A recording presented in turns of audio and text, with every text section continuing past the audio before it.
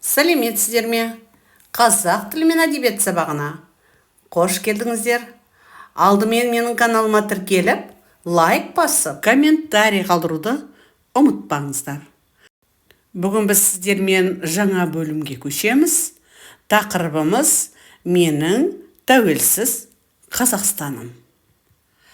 Сабақтың мақсаты тыңдалым материалдарының мазмұны негізінде сұрақтарға жауап беру, берілген сұрақты дұрыс түсініп, лайықты жауап беру, шағын диалогке қатысу. Алдымен бүгінгі сабақтың жаңа сөздермен таныс болайық. Жоғары кеңес, Верховный Совет. Мойындау, признавать, либо осознавать.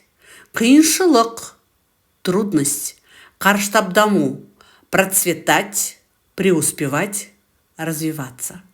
Өркенің өссін деген тілек, пусть множится твое потомство деген сөз. Экрандағы суреттерге назар аударайық. Осы суреттер бойынша әңгімеле, а теперь обратите внимание на картинки, которые у вас на экране. И опишите, то есть расскажите, о чем может быть речь.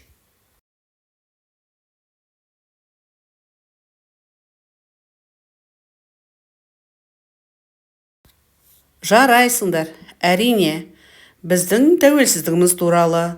Олай болса, алдарыңыздағы ықтимал жауапқа назар аударыңыздар. Келесі екінші тапсырмада тәуелсіздік дегенді қалай түсінесіңдер? Диаграмманы толықтырып сөйлем құраңдар. Во втором задании. Как вы понимаете слово «независимость»? Дополните диаграмму и составьте предложение.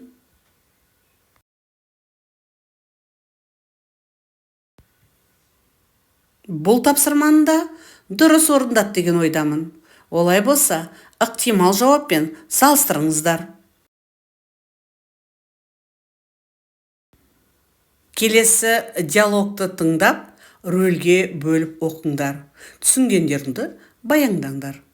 То есть сейчас послушайте диалог, прочитайте по ролям, а затем перескажите то, что вы поняли. Сен не себепті 16 желтоқсан күні демалатынымызды білесің бе? Әрине білемін. 16 желтоқсан тәуелсіздік күні. Сондықтан осы күні сабақ оқымаймыз, демаламыз. Неге 16 желтоқсан тәуелсіздік күні деп аталады?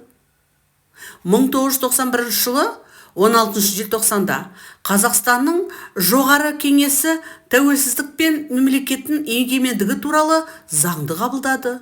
Сен Қазақстанның тәуелсіздігін ең бірінші болып қай мемлекет мойындағанын білесің бе? Иә, бірінші болып Америка құрама штаттары, екінші Қытай Халық Республикасы, одан кейін Ұлыбритания мойындады. Бәрін біледі екенсің ғой. Әрине, біз тәуелсіз елдің баласы екенімізді мақтан етуіміз керек. Иә, дұрыс айтасың. Тәуелсіздік көп қиыншылықпен келді ғой. Мен де тәуелсіз Қазақстанда туғаныма мақтан етенім. Еліміздің тәуелсіздігін сақтау өз қолымызда. Ал сен қалай ойлайсың? Осы диалогтағы сұраққа ауызша жауап беріңіздер. А теперь устно ответьте на вопрос, который в диалоге. Төртінші тапсырмада сөздерді мағынасына қарай сәйкестендіріп сөйлем құра. В четвертом задании слова соотнесите по смыслу и составьте с ними предложение.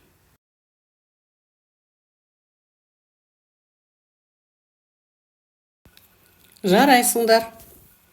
Өздеріңді тексеріңдер.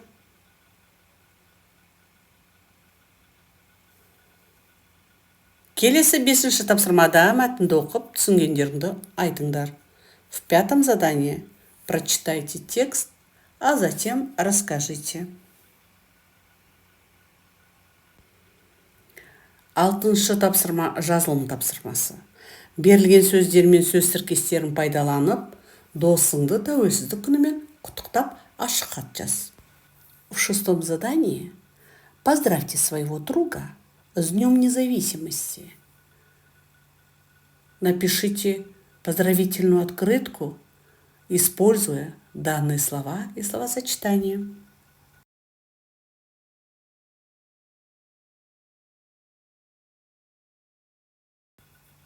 Жарайсыңдар.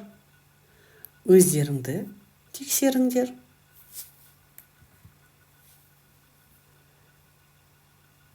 Жетінші тапсырманы да диалогты толықтырыңдар.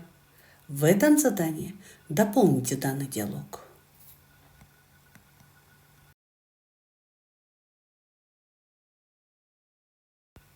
Тамаша.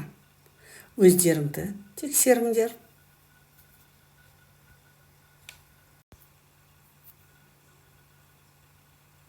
Келесі тапсырмада жағдаят.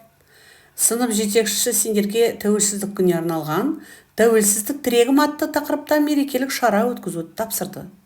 Топ болып, осы шараның жоспарын құрыңдар, сценарийін дайындаңдар. Это ситуационное задание.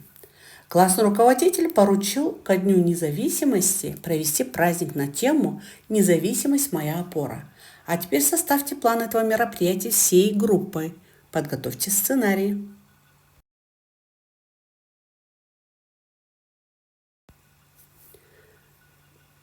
Жарайсыздар, олай болса, ықтимал жауапқа назар аударыңыздар. Обратите внимание на примерный план этого мероприятия. Иә, достар, осымен бүгінгі сабағымыз аяқталды. Сау болыңдар. Назарларыңа рахмет.